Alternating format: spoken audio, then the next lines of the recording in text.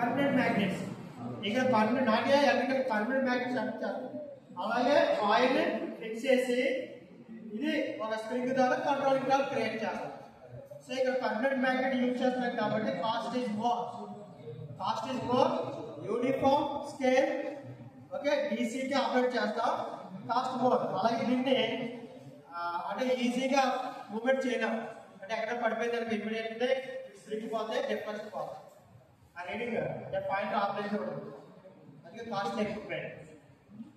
DC bank permanent bank కారణంగా cost ఎక్కువ ఉంటుంది. నెక్స్ట్ ఇందులో రీడింగ్ ని యూనిఫామ్ రీడింగ్ అంటే ఎంత కరెక్ట్ అవుతుందో దాని తగ్గట్టు డిఫరెన్స్ ఉంటుంది. అంటే theta is proportional to I, ఎంత కరెక్ట్ అవుతుందో అంతే డిఫరెన్స్ అవుతుంది. ఇది main. These are the properties and advantages of PMMC అనేటప్పటికి డీసీ ఆపరేటెడ్. అదే ఇంటర్నల్ కన్స్ట్రక్ట్ ఇది. అలాగే 3 టార్క్స్ యాక్టివేట్ అవుతారు కదా. ఆ 3 టార్క్స్ ఏంటి? Deflecting torque, controlling torque, damping torque. Deflector కంటే ఏంటి? Pointer moves from initial position to reading position. అది టీసీ కరెక్ట్. కంప్యూటర్ కంటే even switch off the instrument immediately go to initial position రావడానికి అక్కడ పనిచేసే టార్క్ మరి ఏం చెప్పించంటే టీసీ కంట్రోలింగ్ టార్క్.